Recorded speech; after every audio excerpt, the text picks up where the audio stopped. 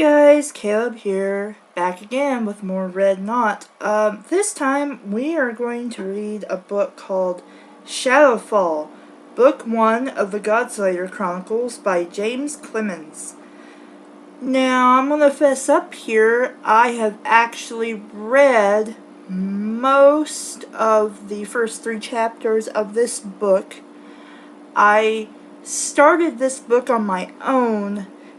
I kept reading until about page 50, and I'm like, you know what? Fuck it, I'm gonna do a Red Knot. I picked this up, first of all, because the cover looks cool. Basically, it's like this shadowy lizard-looking dude over what's supposed to be a goddess. So, let's actually, let me open this. This is the hardback from James Clemens, whose wit-itch novels have been compared to the fantasies of Guy Garville Kay and George R.R. Martin. Comes the first novel in a new series about a world where mysterious gods hold powerful secrets, knights walk in the shadows, and demons claw up from the darkness. 4 millennia have passed since the 100 immortal gods came to Myrelia. Out of the chaos they created the 9 lands, blessed with their graces, and protected from the nightmarish hinterlands, where rogue gods stalk across a barbarous wilderness. In all this time, nothing has disturbed the peace of the 9 lands. Until now, for the impossible, the unthinkable has happened. Mirren, goddess of the Simmering Isles, has been murdered. The only witness was Taylor D. Nock, a chipled and disgraced former Shadow Knight, who lives in agonizing shame of his past. He saw the dark entity that killed Mirren, and as he held the dying goddess, her last breath bestowed a powerful blessing on him, a mark that healed his broken body, a mark that many see as proof that he killed a god, a mark that unleashed a powerful force of darkness within him. Chased across Myrelia by enemies both human and ethereal, aided only by outcasts like himself, Tyler must uncover and face down a being powerful enough to kill an immortal, the true Godslayer. If he fails, all of Myrelia will fall into shadow. So that sounds fantastic, doesn't it? That's why I picked up the book. I'm like, hey, this sounds pretty awesome. So let's read about the author, shall we? James Clemens was born in Chicago, Illinois in 1961 and raised in the Midwest in rural Canada. He attended the University of Missouri and graduated with a doctorate in veterinary medicine. In 1985, the lure of ocean, sun, and new horizons eventually drew him to the West Coast, where he established his veterinary practice in Sacramento, California. He is the author of the acclaimed witch fantasy novels and of the national bestseller Subterranean, published under the name James Rollins. Keep in mind that the little author blurb mentioned nothing about this guy having anything to do with England. Keep that in mind, nothing to do with England, he's American. And keep in mind the premise of the story. What's the back blurbs here? They're supposed to talk about how good this book is. Praised for the enthralling fantasy of James Clemens. Grabs at your heart and tears a little hole, then tears another and another. A brutal and beautiful ride. I can't put the book down. Well, we got the first part correct by A.R. Salvatore. I loved every page. Clemens has constructed a world of magic that's never been seen before. We'll get to that. With a cast of beings who are engaging and enticing that you never want the story to end. John Saul. I will so disagree with that. Clemens demonstrates considerable skill at combing swift pacing with character development. Library Journal. Oh, character development. Once we hit page 30, I'm not going to be laughing. Fresh, sparky details and enough plot convolutions to keep fans coming back for more. Kirkus Reviews. I think all these people were pretty much paid a shit ton of money just to write a small blurb of bullshit. I'm already going to spoil some things for you. I don't like this story. I don't like it at all. If this sounds intriguing to you, good for you. Go pick it up. But my personal recommendation is not to. Dedication page, acknowledgements page, and a bunch of squiggly lines, which apparently translates to, "The way is open to all who seek power. The low road ends at one's heels, and the blood-red path lined with bones and petals lies at one's toes, alone. This is the path one must walk, but not the only way. The last spoken words of the tongueless god." Some more squiggly lines. All shite stinks, but from it blooms the most fragrant roses. An unsubstantiated proverb from a rogue god. Okay, we got a map. In darkness. It glides, a shadow seeking the light. Its true name cannot be spoken with the logic of flesh and breath. It is no more than a trembling dark vibration along the plain that lies beneath rock and storm. It has no form, no shape, no substance. Neithrin. I'm so gonna have trouble pronouncing some of this more elaborate shit. Neithrin. That is its being, but not its name. It is a creature of the nether, that vast and empty void. It glides up to one of those rare places where its existence overlaps into the world of substance. Few know of these Maionti points, but they exist. Just as the sea rides up onto the rocky shore, so do the tides of the nether roll against the world above. The Neithrin finds a hidden insunerary, an opening where its world and the upper world blend and shift. Rising, it swims up a choked channel, silty with substance, into the world above. Abandoning the nether far below, it enters the depths of the Black Sea, birthing into the icy waters. Light never reaches these depths. Here is eternal darkness, blurring where one world ends and another begins. But the Neithrin knows its way. It's been told, instructed, willed. The shadow creature rises through the cold, dark sea. It shudders and gains form, drawing bits of luminescent life from the ocean. The depths are small, but they thrum through its being vibrations of pleasure. It sails upwards. More and more life is drawn. Substance builds layer by layer, like barnacles on a ship's keel. Form and shape bloom out of nothingness. Pressure lifts as aquamarine moonlight bleeds down, bathing the nether creature's new form. As it nears the surface, schooled fish flee in clouds of scale. Even a monstrous real shark flicks its muscular tail and vanishes. Unconcerned, it allows them to escape. It has all the structure it needs for this world. It tests its black limbs, its long snaking tail. My nose.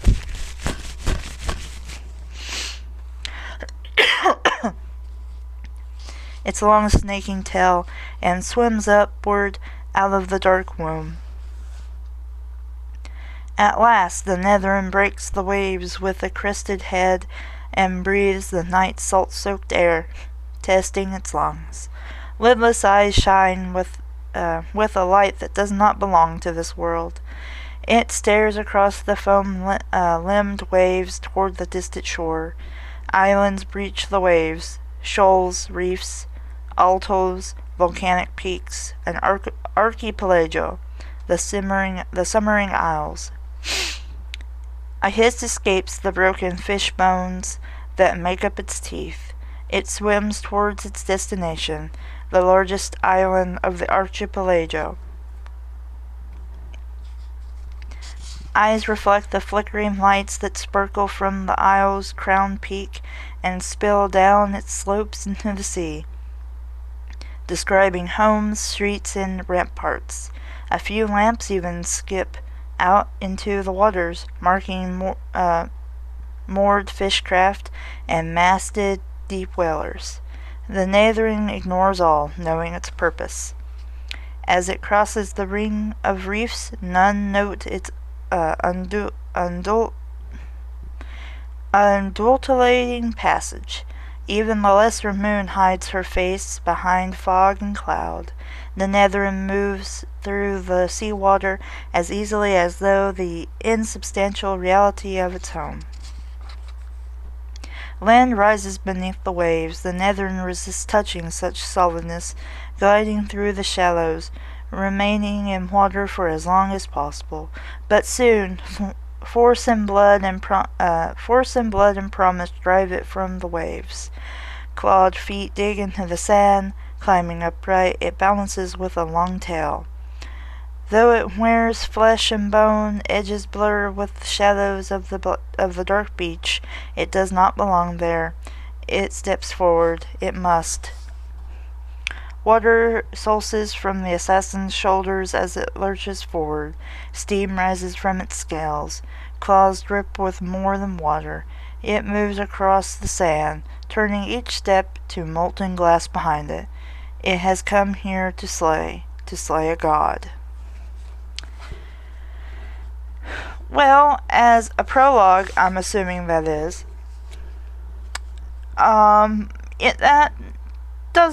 That's not bad world building. A little redundancy at the end, as we're already told it has a tail, and it's made up of, sea life it killed and consumed into itself. And we're quite aware it's not of this world. You've quite well established that within the first paragraph or so before I turn the page. So, but right now it seems okay. It seems. Trust me, it's going to get a lot worse.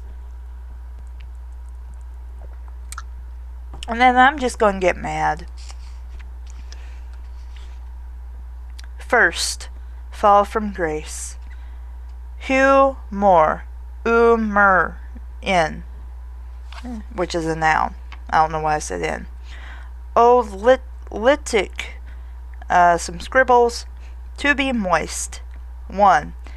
Any functional fluid of an animal. 2. One of the quadruples of greater bodily fluids. Blood, sweat, masculine seed, feminine menses. Or quintangle of lesser bodily fluids. Tears, saliva, velogum, yellow and black bile. 3. The blessed fluids from which flow the 9 graces of gods. Analyst of Physique Primer and 3593.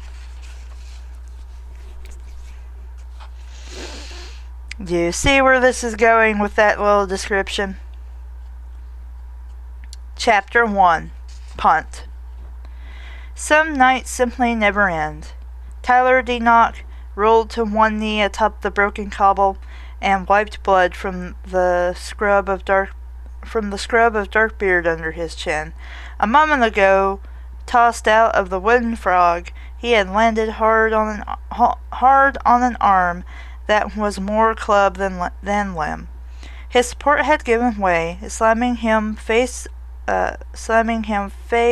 down on the unforgiving street.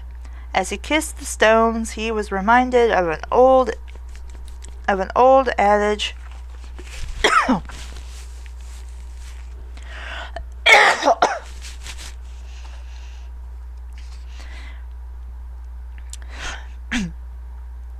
As he kissed the stones, he was reminded of an old adage concerning the Summering Isles. A good night can last forever, but a bad night lasts even longer. On his knees now, Tyler prayed for this particular evening to end. Forget raising a pint and acknowledging, if only to himself, the 30th pass of his birth year. He wished only for his lone bed in the garret over the fishmonger's shop. But that was not to be. He would be lucky to see sunrise. Tasting blood from his split lip, he swept his gaze right and left as he sought any means of escape. Up street spread the terraces, palacios, and gardened heights of those with enough wealth to enjoy the cooler breezes of the Isles cliffs, leading up at last to the white castellation that blazed atop the summer mount. Guarded heavily, there would be no escape in that direction. Nor down street. That direction led to the crooked alleyways, horrid corners, and dark narrows of Lower Punt. Safety never lay in that direction. So, trapped in the middle, he faced his adversaries, Bargo and Yorga. The pair of bulky eye-men bore matching tattoos on their shoulders, two halves of the same slave ring. Once bonded and linked combatants in the blood circuses, they were now freemen.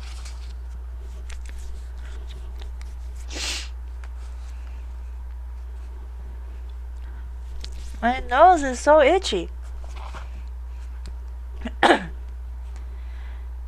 Only their sport hadn't changed. Yorga fingered ebony gilt beads woven into a lock of his mud-brown hair. Tavern shield beads, marking him as a hired guardsman to the alehouse. At his side, Bargo, the one still with his tongue, barked, "Goodly Master Rhine, don't take to punt scabbards crawling into his tavern a-beggin'." Tyler, his eyes narrowed, kept his post in the street, knowing better than to protest his innocence. He'd come to the tavern with 2 brass pinches, plenty for a pint. But it seemed he had chosen the wrong tavern. He knew better than to risk the establishments of the high city. This wasn't his place. Yet sometimes he forgot himself. Sometimes he simply sought some memory of a different life.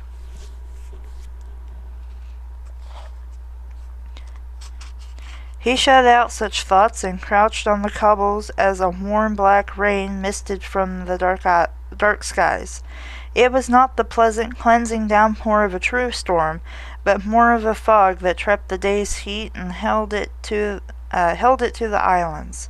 Still, it wasn't the weather that pebbled Tyler's brow with sweat and made his ragged clothes suddenly seem too tight. Yorga balled up a fist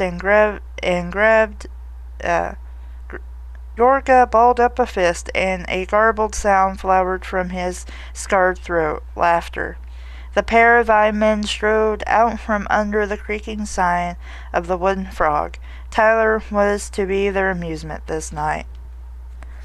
Again, we're repeating ourselves at the end after already establishing that these guys are looking for a fight, and it's Tyler that they picked. We don't need to have this danced around anymore. You've already flat out said that they're wanting to fight him and beat the shit out of him. Why repeat that?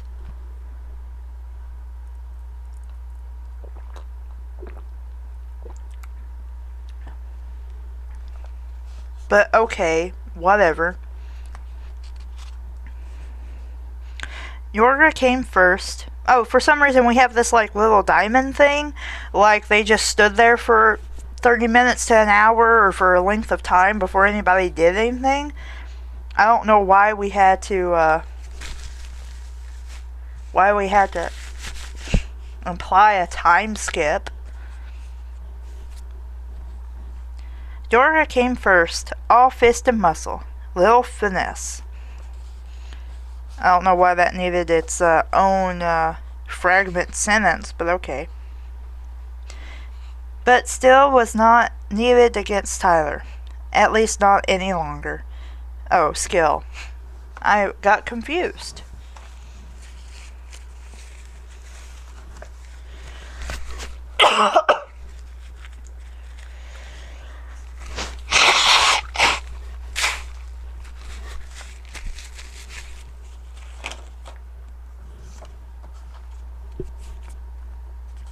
But skill was not needed against Tyler, at least not any longer.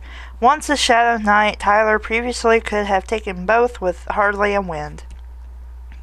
But the graces had been stripped from him along with rank and title. Additionally, the empty vessel left behind had been broken by a half-decade spent in the slave rings of Tirik. His sword arm was a calloused club, numb from the elbow down. His legs had fared no better. Had fared no better? There should be an I there. Had fared no better. One knee was a knot of locked bone from an old hammer blow, the other slow and painful. Even his back was crooked, tightened by scars from the whip. He was no knight, not any longer. Yet his shadow master at Tashidan had taught him not to depend on the graces. A cuff usually accompanied his instructor's gruff words.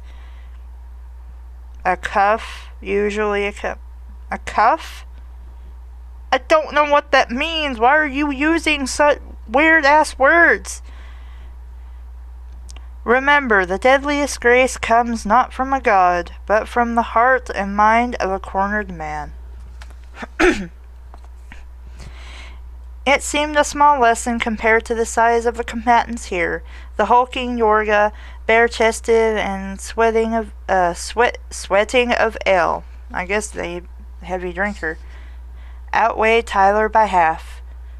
When we're done with you in the streets, the Eye Man warned, roughly grabbing his crotch, we're going to finish you in the alley. We always wanted to bugger a Shadow Knight. Okay, first of all, remember how I said the author was American? There's a lot of English slang in here.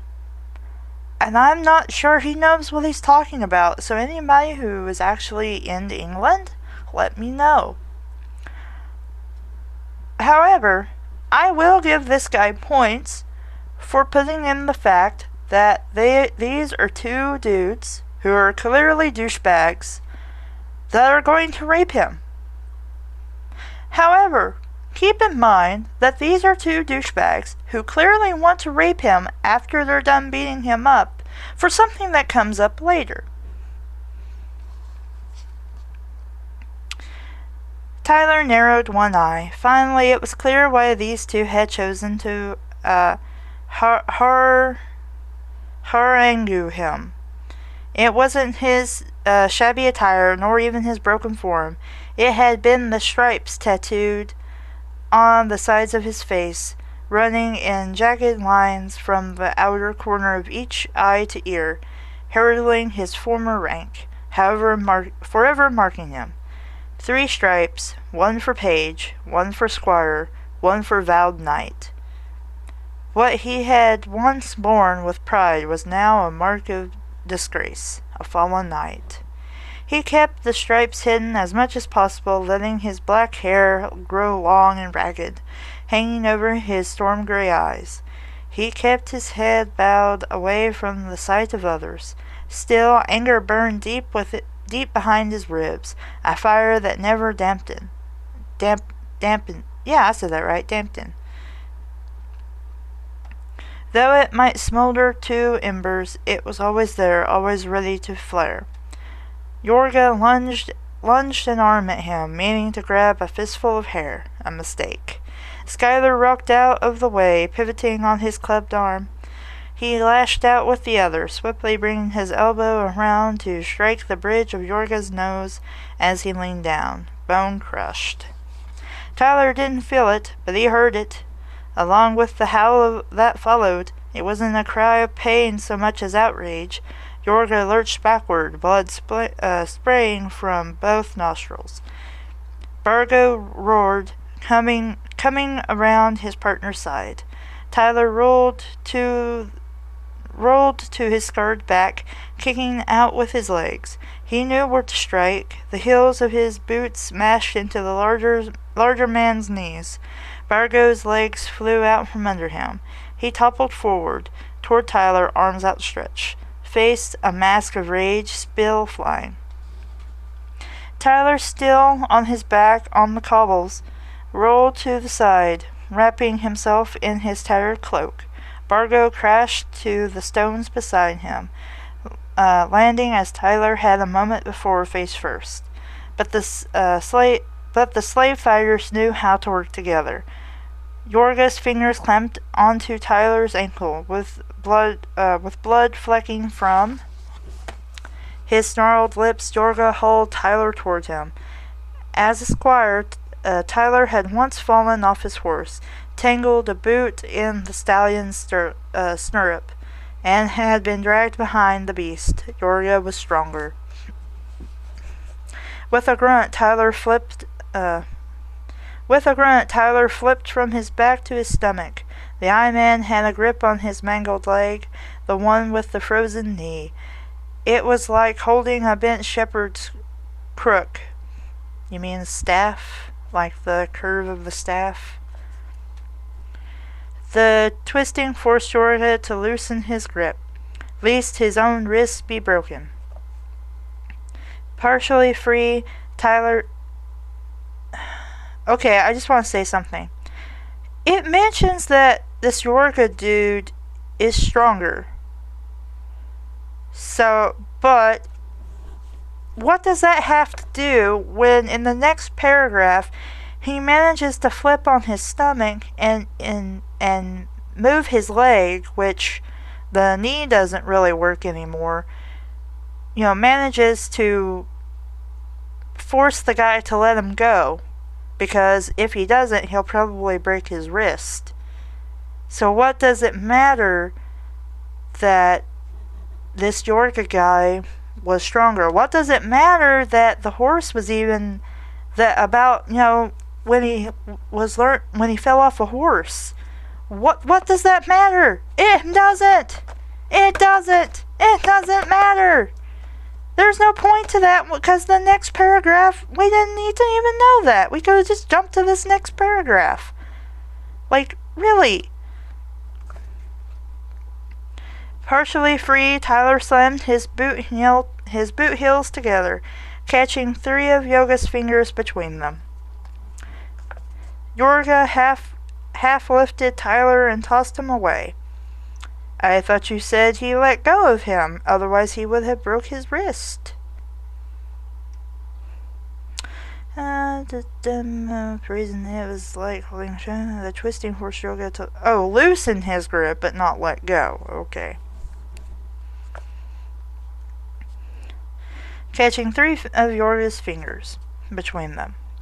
Yorga half lifted Tyler and tossed him away.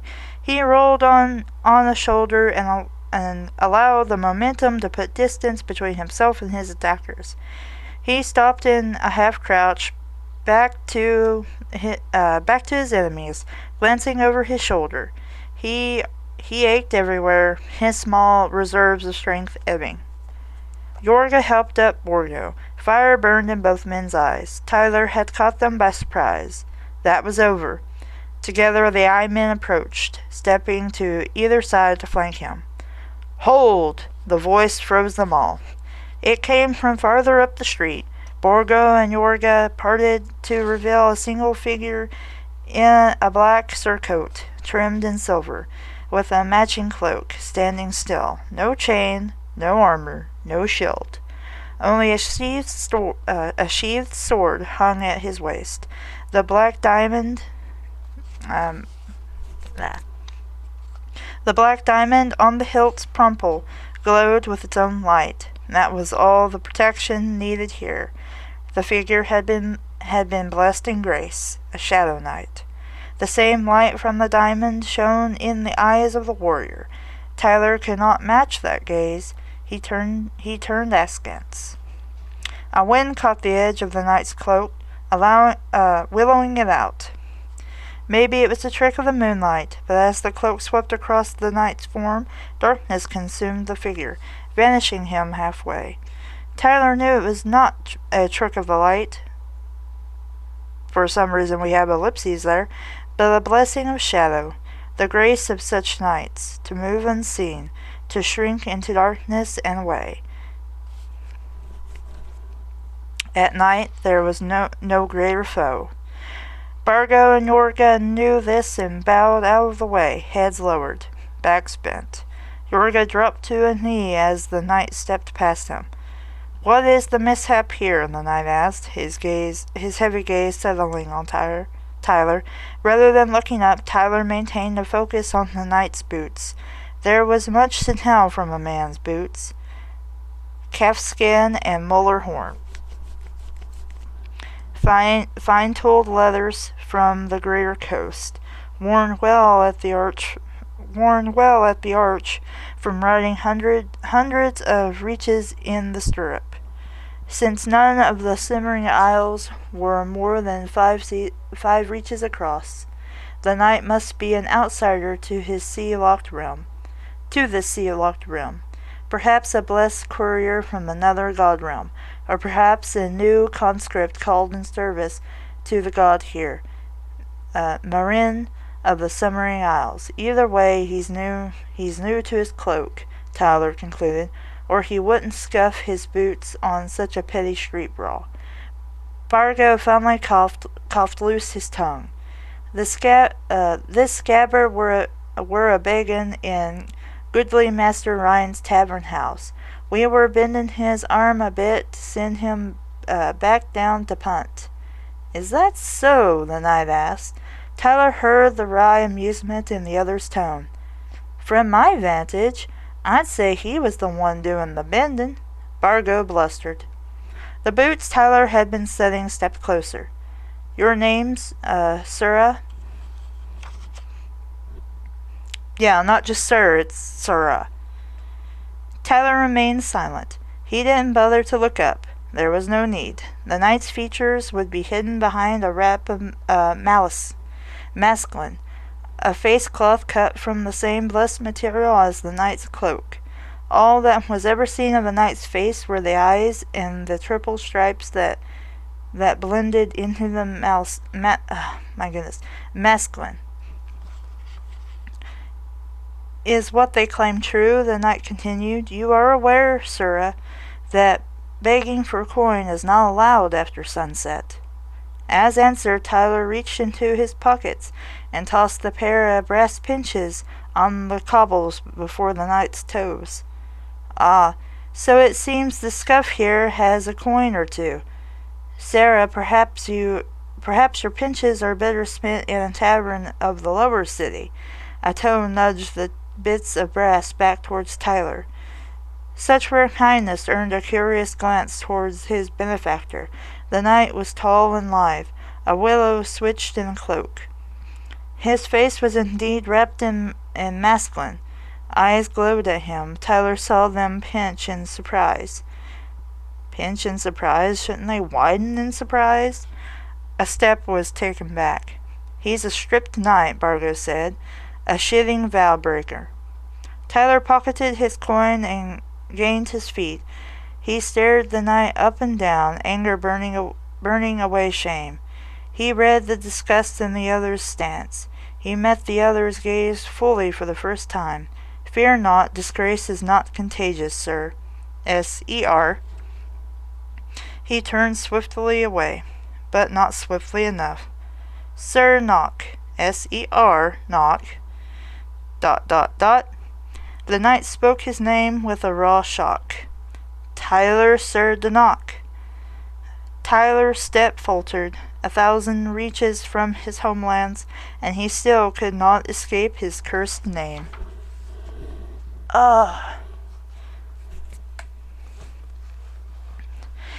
"It is you, sir, is it not?" Tyler kept his back to him. "You are mistaken, Sir Knight." "Curse my blessed eyes if I am." Boots scuffed closer. "Face me." Tyler knew better than to disobey a Shadow Knight. He turned. Beyond the knight's shoulder, he spotted Bargo and Yorga slinking back to the wooden frog, happy to escape the knight's attention. They knew their game had ended, but Bargo stopped at the threshold. He wiped blood and snot from his lips and cast a murderous stare towards Tyler. A promise of pain to come, a debt he meant to collect. Then the brawlers pushed back into the tavern. Tyler's attention focused back to the fellow before him, As I was saying, you mistake me for someone else, sir." As rebuttal, the knight reached to clasp at his throat. A shadowy waft of masculine fluttered free. Tyler instinctively glanced down. Only a knight was allowed to see another knight's features. "Face me, sir," command lay thick on the other's tongue. Tyler trembled and obeyed. He found the familiar countenance framed within the cloak's hood. Tyler knew those features: high cheekbones, white blonde hair, amber eyes. The young knight was all sunlight and autumn fields. In contrast to Tyler's stormy and dark countenance, time sailed backward. Tyler recognized the peach-faced boy behind the bearded man who stood before him now. Pyrrell. I guess it's Pyrrell.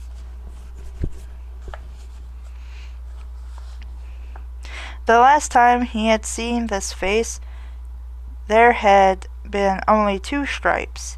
Pyrrell had been one of his 3 squired lads back in Teshijan, under his tutelage before he glanced away, his heart aching. The Shadow Knight dropped to one knee before him. "Sir Nock." "No," Tyler refused. "No longer Sir Nock. It's simply D. Nock." "Never. To me you will always be held as Sir." Tyler twisted and stumbled away. "Get off your knees, Pyrrell. You shame yourself and your cloak." "It seems even in this small task I have failed the order, training you so poorly for your station," he continued down the street. A scuffle sounded behind him as his former squire gained his feet and fled abreast of him. "All that I am I owe to you." The words cut like poisoned daggers. Tyler hurried on, knowing he could never flee a blessed night, or perhaps he could escape his own memories. Pyrrell kept beside him. "I would speak to you, sir. Much has changed back in Tashijan. If you will meet with me on the morrow." Tyler stopped and swung toward Pyrrell.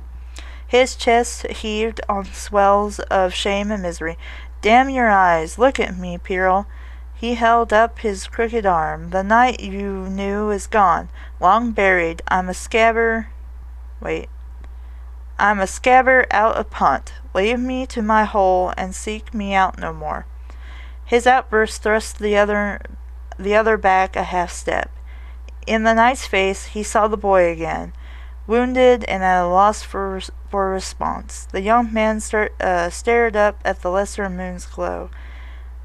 "I must be away," he mumbled apologetically, fixing his mescaline back in place, then met Tyler's eye firmly a knight again. "Whether it bring you pain or humiliation, I would still speak with you. Leave me be, Pyrrell," he begged with all his heart. If you ever loved me, leave me be. For now. Only for now." He swung his cloak and back into shadow, blending away. Only a pair of eyes glared back at Tyler. "A dread and perilous time is upon all of us." Then Pyrrell was gone, moving with the speed born of grace. Tyler stood a moment longer. His fingers clutched the pair of brass pinches in his pocket. Would that he had a silver yoke to drown away his night. But he doubted that even a pouch of gold marches would wash his pain away. He let the pinches slip between his fingers into his pocket as he continued down the street. He skirted round the darkest alleys of Hunt, aiming round about for the docklands in his lone bed.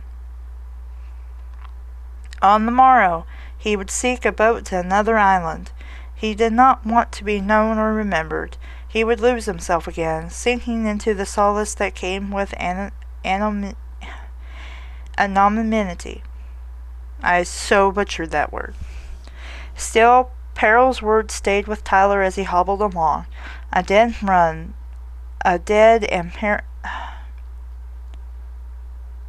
A dread and perilous time is upon us all. A streak of dark humor cut through his pain and shame. A dread and perilous time. That fairly summed up his state of affairs since he was stripped 5 years ago. How was any of this new tiding? With a shake of his head, he shut out such thoughts. It was none of his concern. As the night wore thin, Tyler walked from the streets lined in cobble to those simply worn from the natural sandy rock. Here the houses were shuttered and dark, hiding their faces. Off to his left, the alleys and the narrows of Punt echoed with cries, shouts, and sounds to which it was best to be deaf, but one could not escape Punt's smells. Our hero, ladies and gentlemen. The most horrible thing in the world is smell. Terrible smells. Not the fact that people are getting murdered or raped, but the smells that come with living in a city. Goody. It shat and sweated and pissed like a living creature, ripe with corruption, pestilence, and decay. Lovely. One never developed a nose for it. It was too changeable, day by by day, by season, by storm, by fair weather. Gee, thanks for the single paragraph it took to tell me that. Tyler kept his shoulders hunched, sulking through pockets of gloom. One learned the value of being inconspicuous in the lower city. He crept along shadows. Though now graceless, he was not without skill at moving unseen. For those who might not know, I don't remember if I mentioned this or not, but there's a thing, at least in Christianity, I don't know about other religions, in which they call the grace of God. When you have, having grace of God is really good and wonderful. So, of course, they're using that to refer to, that's what the grace or graceless means here. Thought I would mention that. It's kind of hard to explain what that means, at least in terms of real life religion. But you could probably find better explanations than I could possibly give on the internet, or actually go to a church and ask a priest or, the preacher or whatever. Just don't be a dick. If you don't believe, just don't be a dick. Just be like, hey, I was wondering about this.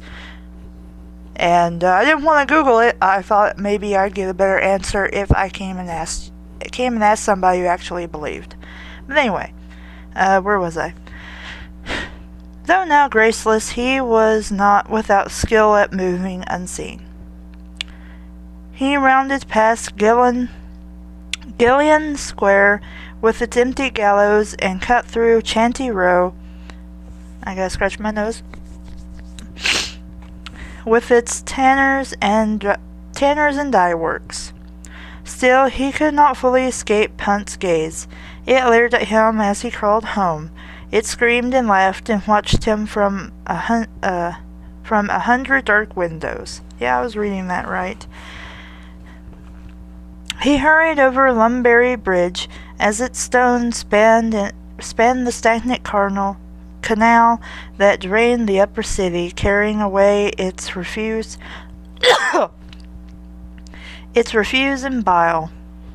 Thanks for telling us that. I really needed this focus on shit and piss. Beyond the bridge, the canal dumped into Lower Punt, the island's chamber pot. Past Lumberry, Tyler had his trickiest traverse. Here the boundary between Lower Punt and the more stable dockyards blurred. Taverns and winch works occupied every corner. Dark alleys crisscrossed blindly. Tyler entered the gloom, and while shadows had always been his home, there was no safety. The very air was heavy and thick, moving sluggishly. A fetid F-E-T-I-D exhalation from Hunt. It was my goodness, I am tripping over words. It was a common lay for thieves seeking a quick slice and run, or hard-picked roughers looking for a bit of alley rutting, willing or not. Really? Neither was much threat to Tyler. He seldom carried enough coin to be worth the effort, and his bent, scarred form hardly fired anyone's loins. We are 12 pages in. This is our second reference to raping the main male character. No actual rape has occurred in regards to our main male character, but it's been referenced twice.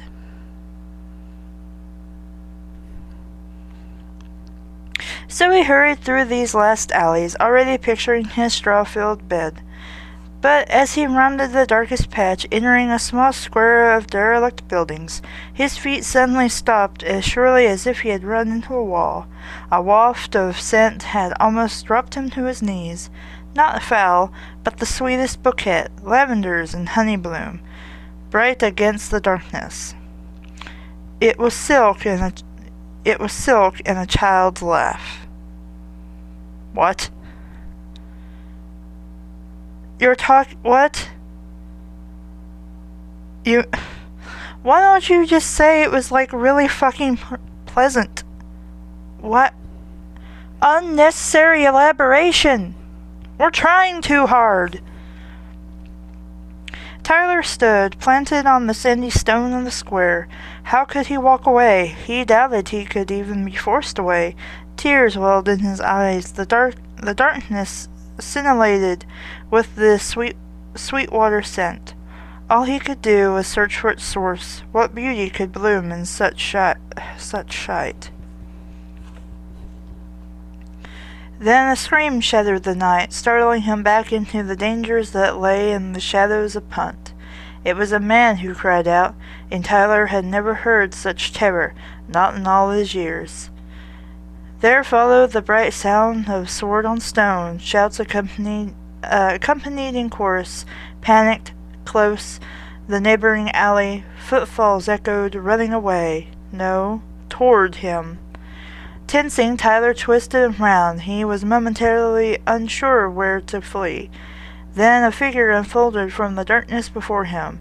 A slivered sword. A slivered? Silvered? I'm gonna say that's supposed to be silvered. I think that's silvered. Yeah, me understanding words bad. A silvered sword held aloft in his hand split his dark form like lightning. Above the blade, eyes matched the shine. A shadow knight. Instinctively, Tyler knew it was not peril. The form was too broad of shoulder. The man dropped to his knees, not in supplication as peril had moments ago, but in prostration. Tyler stepped toward him, a hand raising in aid, but he was too late. As the knight's body struck the street, his head rolled impossibly from his shoulders, bouncing obscenely to Tyler's toes. Slain. Ellipses. Gasping, Tyler stumbled away. Other bits of darkness fell out of the shadows. More knights, wrapped in masculine and cloak, appeared. They fared no better than the first, seeming to come apart at the seams. Limbs dropped away, bloodless but dead. Innards burst, pouring in tortuous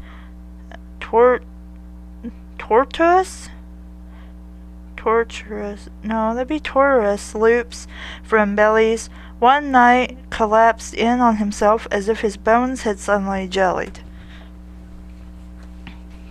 Horrified, Tyler fell back. What deadly grace was at work here? Does that really have to be the grace of a god? Who knows? He found his back pressed to the mortared stone of a burned-out structure. He huddled into a doorway's alcove, seeking refuge inside, but the entrance was boarded tight. Trapped, his eyes widened, seeking any clue, any answer to the slaughter. Something shared the shadows with the nights, but what? Across the alley, a fog of light swelled between. Oh my God, I can't talk. Across the alley, a fog of light swelled between two soot-painted buildings. A glowing vessel flew into the square. It was a mechanical fluorescent, an open carriage held aloft by a pair of blurred wings. It bore a lone woman crouched on the single seat. Other knights flanked the carriage and trailed it. But one after another they fell afflicted. Yeah, I guess I'd be afflicted. But one after another they fell afflicted like the others until there were none. Alone and unguarded, the carriage canted, struck the cobbles, and spilled over. Broken wings shattered against stone. The passenger, a wisp of a woman, flew free of the wreckage and landed spryly. She twirled in the center of the shimmering mist, a dance of panic and wildness. Tyler was again struck by a swell of sweet water scents, stretching from some distant spring, but now it had a touch of winter's frost too. Fear. Tyler knew the woman was the very bloom of this bouquet. She was also the source of a glow, a living lamp. The cold sheen of terror on her skin cast its own light. She must be richly blessed in graces to shine with such power, perhaps a noblewoman, or someone of an even higher station. Her dress was snowy. Her dress was snowy finery and lace. Ellipses. Her hair loose to the shoulder, as dark as her skin was pale. Somewhere deep inside, he knew he should go to her aid, but he remained in place. He was no longer a knight, but a broken man. Shame burned as bright as his fear. The woman fled to the center of the dark square, still dancing warily, eyes flashing with glowing tears. She was indeed powerfully blessed, rich in humoral graces. The blessing of the gods flowed from her every pore, misting from her body as she whirled. But with whom was she dancing? The answer was not long in coming. Darkness took form at the edge of her glow, coalescing out of shadow. It stood upright like a man, but was no man. It was scale and snake and shattered teeth. A crest trailed from the crown to a whipping tail. As it approached, a mist of gloom streamed from its skin, a contrary grace to the bright glow of the lone woman. She faced her enemy, stopping her dance. "You will not win," she whispered. As answer, a hiss of fire licked from its burned lips, and there were no words, but a sound accompanied the flame, distant, yet still reaching clearly to Tyler in his hiding place. It pierced and ate at his will. His legs shook. He knew it to be a voice, but no throat could utter such a noise. It was not a sound that belonged anywhere among the 9 lands, nor anywhere across all of Myrilla. It was a keening wail, cracking with my good God! Stop over-describing shit! Like, really? Like, get to the point. Why are you so wordy? Did you, fuck up your word count or something? Did you not come up with anything better than so many words? It was a keening wail, crackling with lightning, laced with the scurry of dark things under the ground. Tyler covered his ears, but it did not help. The woman listened. Her only response was a paling of her snowy skin. Bones showed through. Her eyes dimmed. She uttered one word. No. Really? Really? You just heard some dark, evil shadow creature thing, like, creep everybody the fuck out. And instead of going, no! Your response is, no. Not, no! Your response is, no. What is wrong with you? Your response wouldn't be just, no. I would be freaking out. There is a black scaly monster thingy in front of me that is making a sound nothing natural can make. My response would not just be a casual, no. Then the beast lashed out, moving faster than the eye could follow. Darkness crested like a wave over the bright well of grace that shielded the woman. Lightning flashed across the darkness, lacing out and striking the woman. She fell back, arms outstretched, momentarily impaled between her breasts by the stroke of brightness. It was not lightning, Tyler realized, but something with substance. Ellipses, yet at the same time, not completely of this world.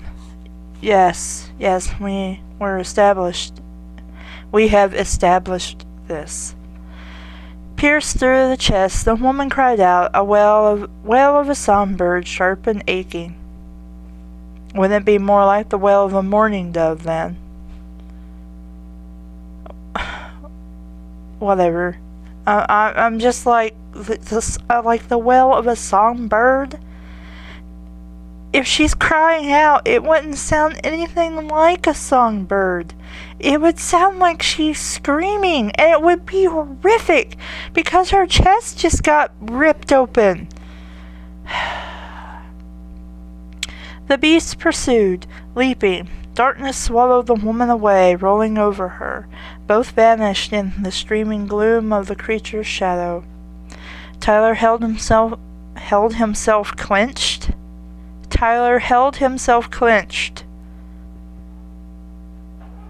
You could... What? Just say he couldn't move. He was scared stiff. He was unable to move. There are better ways to explain that he could not move. He could do nothing but watch what was happening. In fact, just say that. Cliched? Yes. Overused? Yes. Still gets the point across better than what you just wrote? Yes. Then, like storm clouds rolled away by swift winds, the blackness swirled outward, becoming a tempest trapped between stone walls. It struck all around, tearing at mortar, glass shattered. Glass shattered is not a sentence. Tyler clutched the walls of his alcove, nails digging for purchase. He fought to hold himself in place, but he also felt a tug on all that held his spirit in place. His sight was taken from him, or perhaps it was the world that had been stolen away. He teetered on the edge of an abyss, his skin both burned and iced. His heart stopped beating in his chest. He knew his death. Then he was let go. He fell back against the boarded up door. Before him in the square, darkness rolled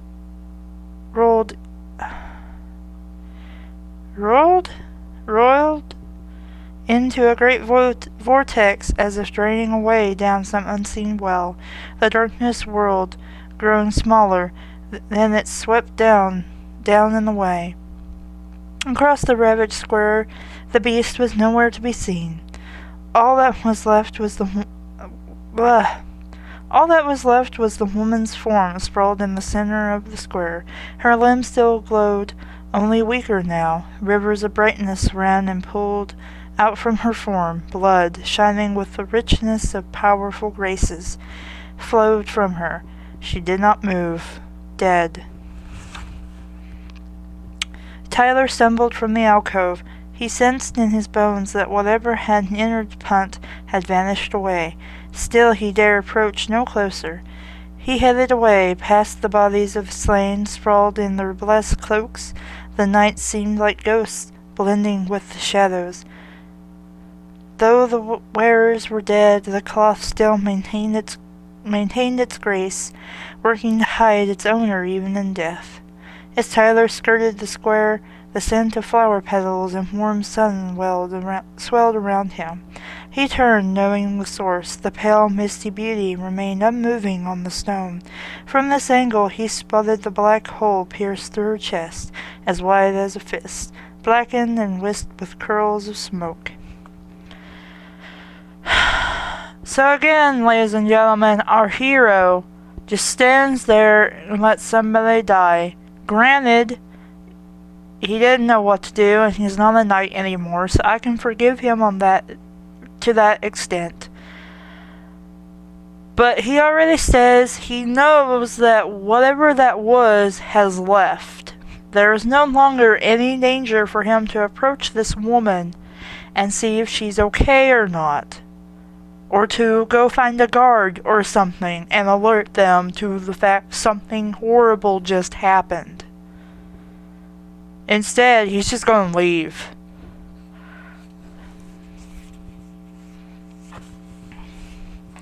He sensed it was down that hole that the darkness had vanished away, the well through which the enemy had escaped. Through the forces that worked here had nothing to do with the fallen knight, nor a broken man. He found his feet walking him toward the woman. Thank God a piece of you has some common sense. As he approached, he attempted to keep his feet from her glowing blood. Dude, it does not matter if her blood is glowing. It does not fucking matter. You just go to her and stop being a dick. But there was too much. Oh, boo-hoo! Somebody is dying out. Somebody's bleeding out in front of me. And I don't want to get the icky stuff on me, but now I can't help it because there's so much blood. It'll never come out. He moved into her light, careful of the slick stone. She surely was a noblewoman of high stature. It was seldom someone was blessed with such a degree of grace. Perhaps she was even one of the eight hand servants to Mirren, the god made flesh of these islands. Such servants dwelled in the god's constellation, harvesting and performing the humors from the god they served.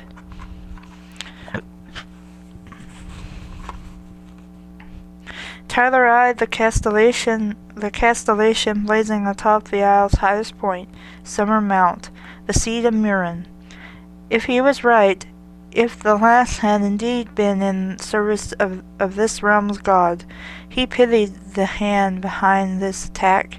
A god's vengeance knew no pity. He reached the woman's side. He stared down into the wan beauty brought low here. She was young, no more than 18. Her face glowed with a fading brilliance gone to embers.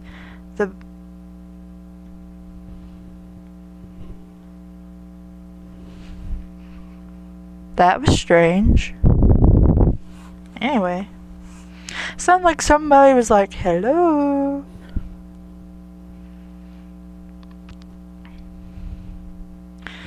She was young, no more than 18. Her face glowed with a fading brilliance, gone to embers. The blank eyes, as blue as the seas, stared skyward.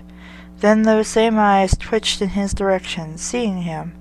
Tyler clenched back a step in shock. He clenched. Why don't you say he tensed and took a step back in shock? She did indeed still live, but surely not for long. Well, Mimi, you should try to stop her from bleeding to death. Child, he whispered, not knowing what words he could offer at this last moment. He crouched, soaking his pant leg in blood. As the dampness reached his skin, he realized his mistake. The blood burned his flesh, not like fire, but like spiced wine on the tongue, as much pleasure as pain. It was a burn to which he was well familiar. Crying out, he fell backward.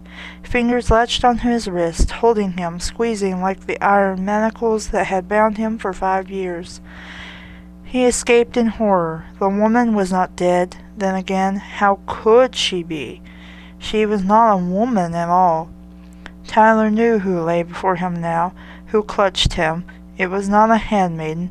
It was Marin herself, the immortal god of the Cimmering Isle. Fingers squeezed and drew him closer. The other arm rose and reached toward him. The palm was bloody. Tyler had neither the strength nor the will to fight.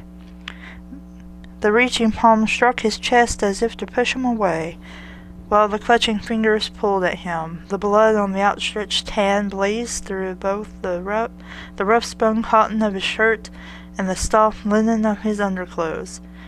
It touched the flesh over his heart. This was no spiced wine. He smelled the smolder of seared skin. The pain was excruciating, but at the same time he never wanted it to end. It didn't. The god at his feet pushed deeper, stretching for his heart as it fluttered, a panicked bird in a bony cage. He gasped out fire as burning fingers entered his chest. The stone of the square vanished from his eyes, snuffed away like a pinched candle. The small sounds of the night blew out. The hard grind of stone fell away under his legs. Only now did he understand the lack of substance behind reality, yet sensations remained. A palm pushing at his chest, a hand dragging him down by the wrist. He spun in these contrasts, but here, where there was no substance, both were possible. He felt himself shoved up into a brilliance that blinded, while dragged down into a darkness that was somehow just as bright. Where a moment ago he had stood at the edge of the bottomless abyss, now he hung over the same. But as he spun, he recognized his mistake. There was not one abyss, but two, one above and one below. One B.O., just like Caleb, to fuck up words. Both stared at him as he hovered between, his bones burning like a torch. This was more than death. I am undone, he thought, knowing it to be true. Then a wash of coolness drenched his form, drowning him, driving him back to the slaughter of the square, back into his own body. He struck it like he had the broken cobble outside the wooden frog, hard and abrupt. Sensations filled him again, but the palm on his chest no longer burned. From the god's hand a chilled wash spread out and through him. He knew this sensation too. In a different life, he had bent a knee to the god Jessup of Oldenbrook. Then, too, he had been filled with grace, and like Marin, Jessup had borne the aspect of water. To many, this aspect was the weakest of the four. Most of his fellow knights had sought out gods of fire, loam, or air, but not Tyler. He had been born as his mother drowned aboard the sinking shuttlecraft off the greater coast. Water was his home as much as shadow. So he knew what filled him now. No, he gasped. Grace flowed into him, drowned him, 100-fold richer than when Jessup had ceremoniously blessed him.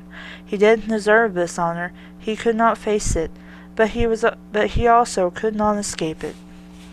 Grace swelled in him, stretching him. No, too much. His back arched. He remembered his birth, shoved brutally and lovingly out of the warmth of his mother's womb and into the cold seas of Morelia. What? Now we're just getting absurd because we're trying to do our word count again. Oh my god, what possessed you to write this garbage?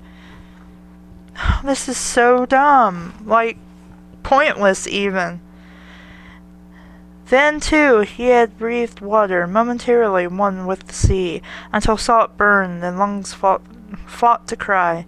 He would have died had not the next of what? He would have died had not the net of a lobsterman hauled him from the waves.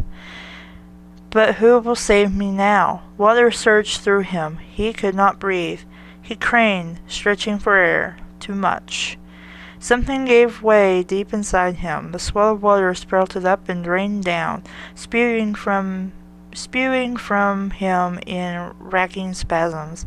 He felt part of himself given away with it, released, stolen, shared, and at the same time something entered, swimming up the flowing channel and into his chest, settling there, coiling there. Then the water finally emptied from the broken vessel that was his body. Tyler collapsed in on himself, spent and drained. The momentary blessing was gone. The hand on his chest fell away. His wrist was released. He stared down again into Marin's face.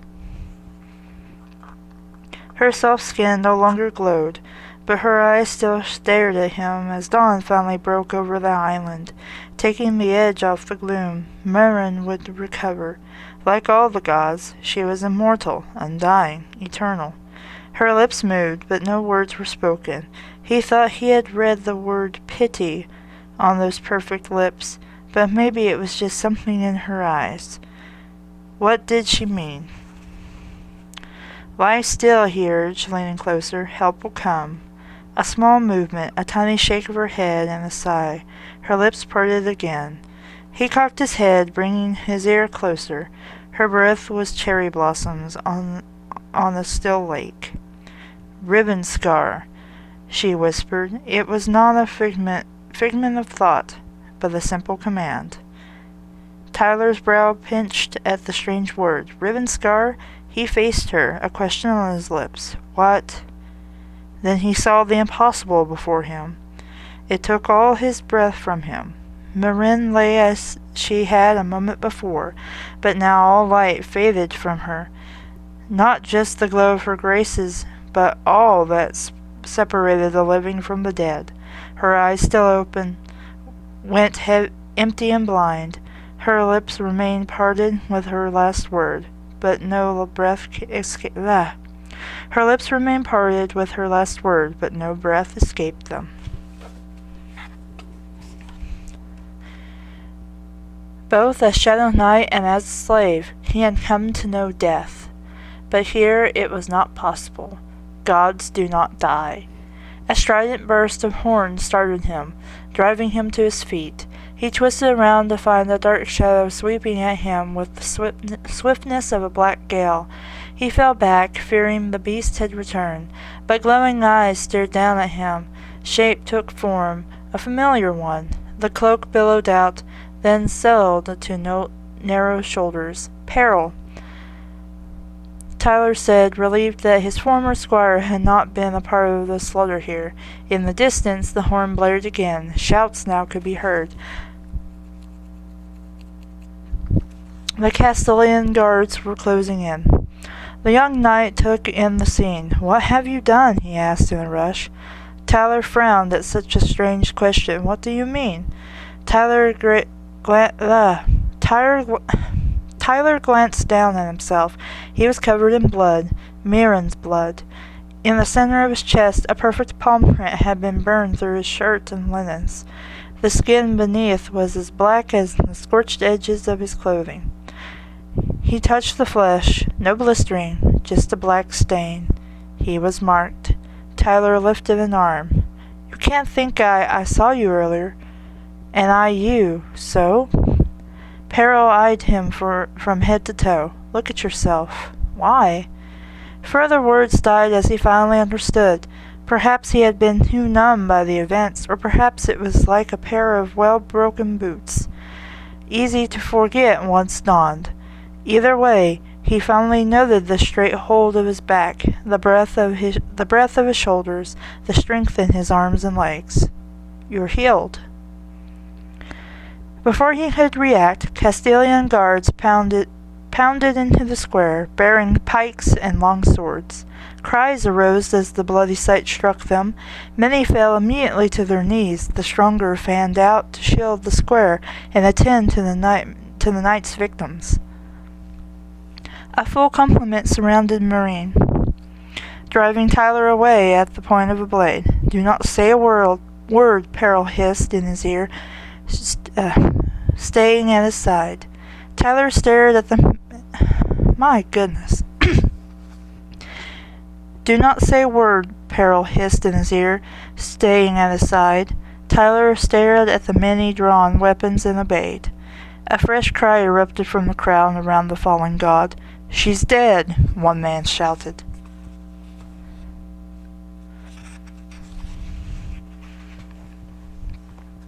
Another, bearing the oak sprig of a healer, stumbled free of the group. His face had drained of all color, his eyes bright with shock. Her heart is gone, ripped away. All around, guards stared hard at Tyler, many weeping, others swearing. He knew how he must look, the lone survivor, covered in Marin's blood. Her palm print burned into his chest as if she had attempted to thrust him away.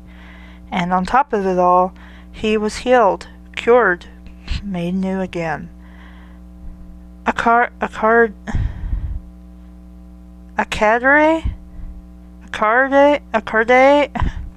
I don't know that word. A-C-A-D-R-E of castle guards approached, with swords drawn, murder in their every step. Peril stepped before Tyler, facing the men. "Under the edict of the order, this man is arrested under my name." Shouts met his words, angry. Peril yelled to be heard. "He will not be harmed until the matter here is attended, and the truth be known." The guards stopped, hesitant. Swords remained drawn. Their captain took another step forward and spat in Tyler's direction. He uttered one word, both curse and accusation: "Godslayer."